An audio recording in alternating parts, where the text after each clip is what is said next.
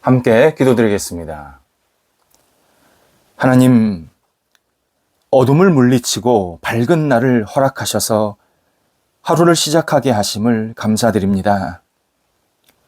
저희 삶에 어두움이 주인이 되지 않도록 주께서 선한 능력을 날마다 베풀어 주옵소서.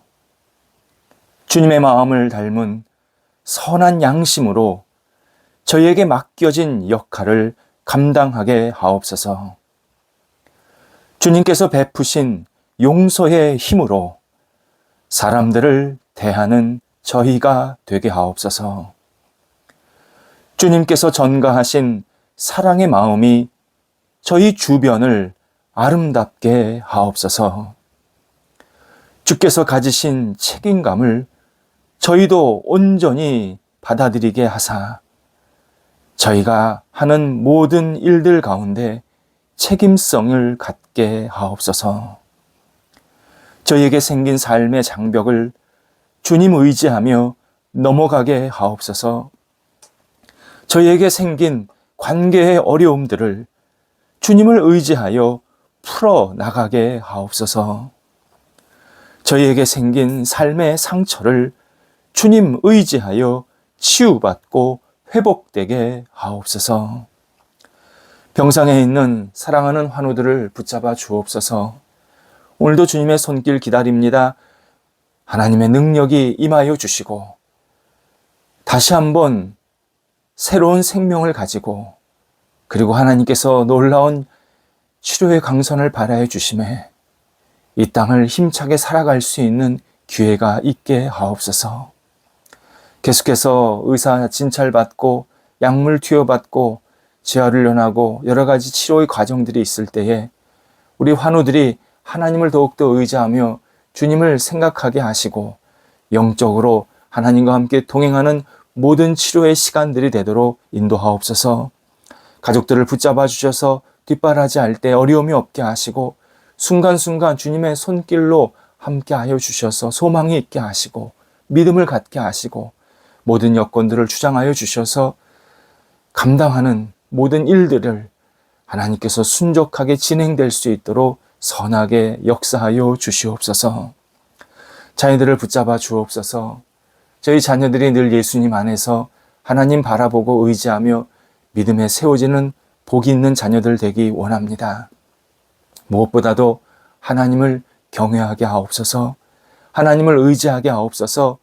영적으로 하나님만을 생각하며 주님과 함께 동행하는 복된 자녀들 되게 하여 주셔서 자녀들의 앞길 속에 성령의 빛이 날마다 비춰지게 하시고 주님을 영화롭게 하는 삶이 되게 하옵소서. 한국에 있는 자녀 또 외국에 있는 자녀 어느 자리에 있든지 하나님을 의지하며 담대하게 맡겨진 역할을 감당하게 하시고 이 일들을 통하여서 또 역할들을 통하여서 많은 사람들에게 유익을 나눌 수 있게 하시고 있는 곳에서 빛과 소금이 되게 하옵소서. 학업에 임하고 있는 자녀들이 있습니다. 공부할 때 지치지 않게 하시고 열정 있게 하시고 집중하게 하시고 하나님께 모든 것을 내어 맡기며 믿음으로 감당하도록 인도하옵소서. 진학을 앞두고 있는 자녀들 또 시험을 앞두고 있는 자녀들 붙잡아 주셔서 하나님 오직 하나님의 뜻을 이룰 수 있는 모든 과정들이 되게 하시고 하나님과 동행하면서 하나님이 주시는 그 놀라운 은총을 말미암아 하나님 감사합니다. 주께서 저를 이렇게 인도하십니다. 고백하는 결실이 맺혀지게 하옵소서. 장래의 문제 때문에 계속 기도하고 있는 자녀들 붙잡아 주셔서 여러 가지 기도하고 또 주 앞에 모든 것을 내어 맡길 때에 놀라운 역사가 일어나게 도와주시고 사람 만나는 것, 인생의 문제, 또 앞으로 어떻게 직장에서 생활해야 될 건지 여러 가지 고민할 때에 하나하나 풀어지게 하여 주셔서 하나님의 이름을 높여드릴 수 있는 삶이 되게 하옵소서. 어린 자녀들 붙잡아 주셔서 무럭무럭 잘 먹고 건강하게 자라가도록 인도하옵소서. 일터를 붙잡아 주옵소서. 하나님께서 주신 일터가 오늘도 아름답게 세워지기를 원합니다.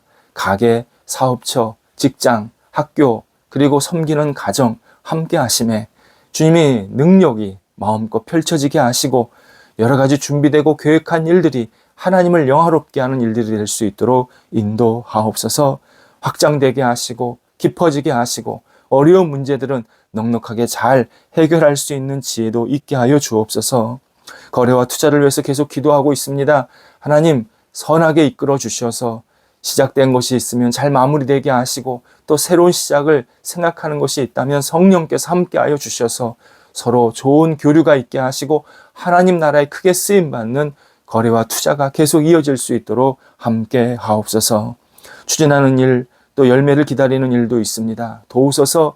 하나하나 잘 순종하게 진행될 뿐만 아니라 하나님이 주시는 그 놀라운 열매로 말미암아 사람들과 함께 유익을 나눌 수 있게 하시고 하나님 우리 성도들이 여러 가지 일들을 감당할 때에 오직 하나님께서 구체적으로 섬세하게 역사하시고 이끌어 주옵소서. 출타하는 성도들 붙잡아 주셔서 오늘도 오갈 때 선하게 지켜주시고 또 출타하신 성도 다시 돌아올 때에 하나님의 능력이 임하여 주시어서 평안한 가운데 잘 돌아오시게 하셔서 다시 일상으로 하나님 앞에 영광 돌려드릴 수 있도록 인도하옵소서. 저희 나라를 위해서 기도합니다.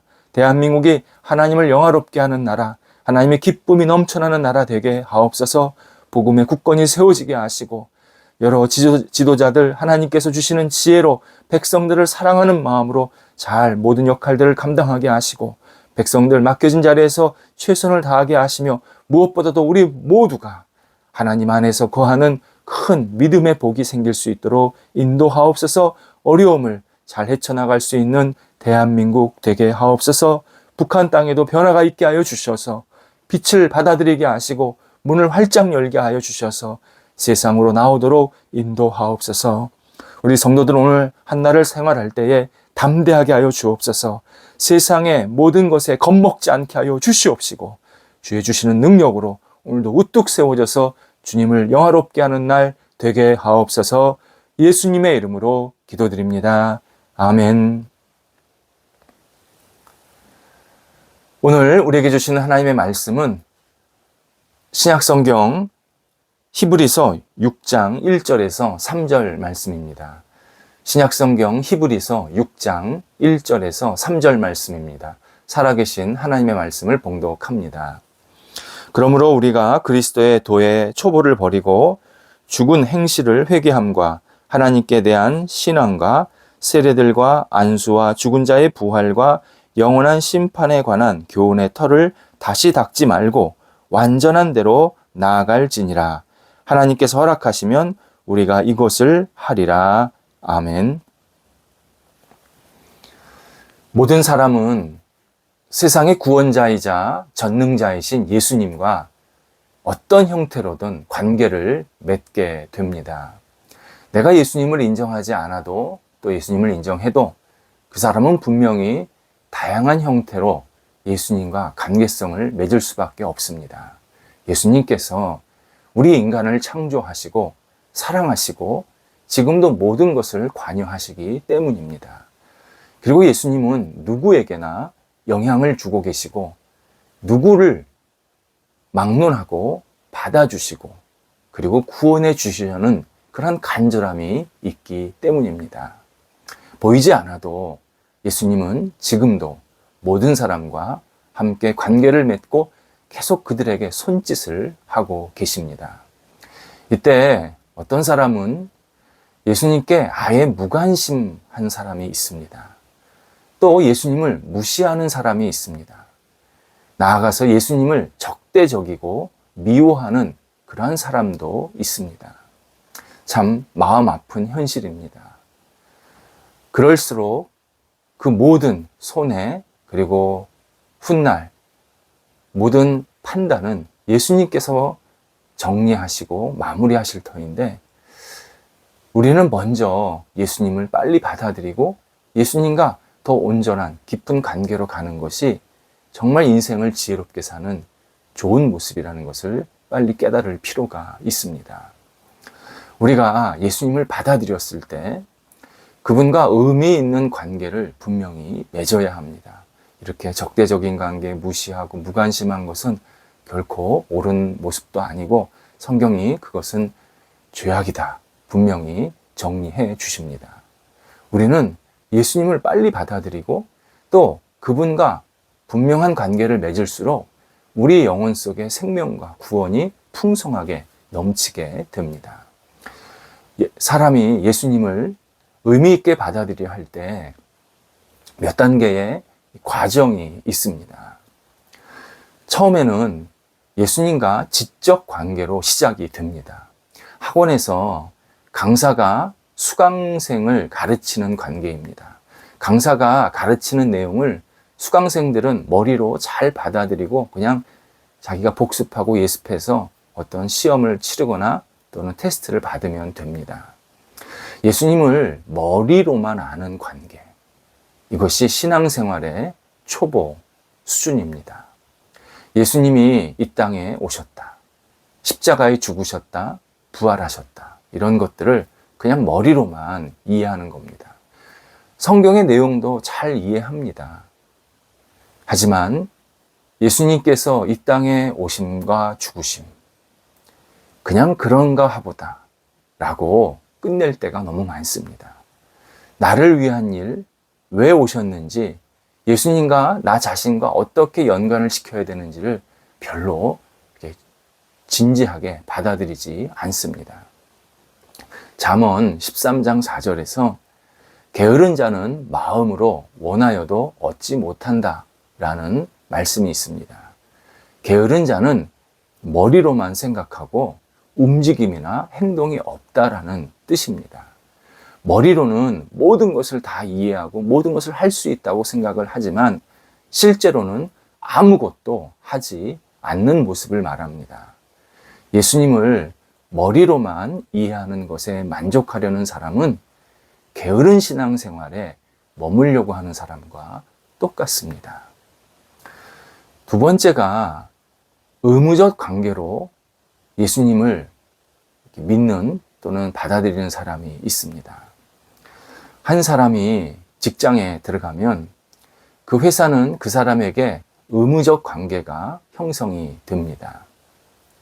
회사는 정상적으로 임금을 지불해야 하고 법적인 근로 환경 조건들을 지켜 주어야 합니다.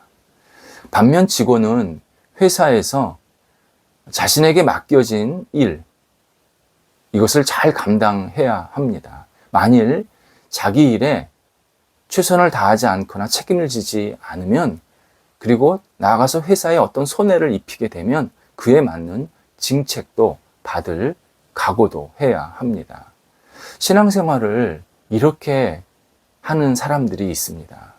자신이 예수님께 어떤 믿음과 예의를 지키면 예수님은 자기를 도와주셔야 하고 어느 정도 책임을 져 주셔야 할 분이다 라고 생각하는 겁니다. 그래서 이런 사람들은 받은 만큼 주겠다, 이러한 신앙적인 어떤 거래적인 마음이 있습니다. 그래서 신앙생활을 의무감으로 하려고 하면서 최소한 내가 어떻게 하면 최소한 신앙생활을 할 수 있을까, 여기에 자꾸 멈추려고 하는 모습입니다. 세 번째가 생명적 관계로 넘어간 사람들이 있습니다. 부모와 자녀 관계입니다. 부모는 아이가 태어나면 물심양면 아이를 뒷바라지합니다. 누가 시켜서가 아닙니다. 자신의 생명을 이어받았기에 이 아이, 이 자녀를 소중하게 여기면서 정성껏 양육을 합니다. 자녀도 부모를 잘 따르고 저분이 내 부모님이지 그분을 의지하고 사랑하게 됩니다. 자신을 이 땅에 있게 해주셨고 이 땅에서 살 수 있도록 어떤 기회의 통로가 돼준 그러한 존재이기에 부모를 소중히 여깁니다. 예수님을 진심으로 영접하면 예수님께 생명을 얻게 됩니다. 그리고 이 땅에서의 삶이 정말 예수님 안에서 늘 의미 있고 새로워진다라는 사실을 계속 깨닫게 됩니다. 그래서 이 사람은 이 예수님과 함께 늘 함께 살려고 하면서 예수님이 주시는 이 생명, 예수님이 주신 이 의미를 소중하게 여기면서 정말 주님 안에서 살려고 하는 그러한 간절함이 있게 됩니다. 그런데 여기서 멈추면 안 됩니다. 바로 네 번째 단계가 있습니다. 절대적으로 예수님을 신뢰하고 의지하는 관계입니다. 예수님께 생명을 얻은 것으로 만족하지 않고 그분의 뜻을 기쁘게 따르려는 관계, 예수님을 닮아가려는 간절한 마음이 있는 단계입니다. 예수님이 원하시는 것이 곧 나 자신이 원하는 것을 고백하면서 그 일을, 예수님이 하고 싶은 일을 내가 행하는 그러한 관계입니다. 이를 위해서 신앙인은 예수님의 뜻을 깨닫게 해달라고 늘 기도하게 되고, 주님의 뜻이 무엇인지 계속 살피면서 알았다면 그것을 실제로 실천하게 됩니다. 그래서 생명적 관계보다 이 신뢰와 의지와 그리고 주님의 뜻을 이루는 관계는 훨씬 성숙한 관계입니다. 이 사람은요, 성경을 늘 마음속에 두려고 합니다. 성경에는 살아계신 예수 그리스도의 말씀과 그분의 행적이 들어 있습니다. 그래서 이 성경을 통해서 예수님의 뜻을 계속 발견하려고 합니다. 이 사람은 성경에서 나오지 않는 것, 그것은 선한 것이 아니다. 선한 것은 모두 성경에 들어있다. 성경에서 모든 선한 것을 우리에게 제시해 주신다. 이 놀라운 진실을 잘 받아들인 사람입니다. 성경에는 모든 선한 것, 선한 마음, 선한 행동, 선한 말, 선한 생각, 모든 선함의 원천이 들어 있습니다. 성경에서 자신을, 영혼을 깨우고 불편하게 만드는 내용이 있을지라도 그것이, 그 내용이 선한 것을 추구하게 하고 선한 것을 행하라고 예수님께서 나에게 말씀하시다, 이것을 깊게 받아들이면서 실천하는 사람, 이것이 성숙한 하나님의 뜻을 이루고 그리고 하나님을 의지하는 사람의 모습입니다. 예수님은 이런 사람에게 진정으로 선한 것이 무엇인지 계속 알게 하시면서 그를 선한 행동을 할 수 있도록 독려해 주십니다. 오늘 본문 1절에서 신앙인은 예수님을 믿는 초보, 이 초보 신앙에 머물러 있지 말라, 이렇게 우리에게 권면합니다. 2절에서는 초보 신앙의 내용이 무엇인지 나옵니다.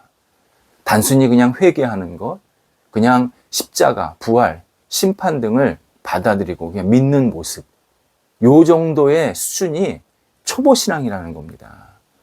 이런 초보 신앙은 분명히 그 내용은 진리이지만 이런 내용만 믿는 것에 머무는 태도는 결코 하나님께서 기뻐하시는 성숙한 신앙의 모습이 아니다 라고 우리에게 분명히 말씀해 주십니다. 그래서 2절 끝에 완전한 대로, 그러니까 온전한 대로 나아갈지어다, 이렇게 우리에게 말씀하십니다. 하나님은 분명하게 우리의 신앙의 방향을 말씀하고 계십니다.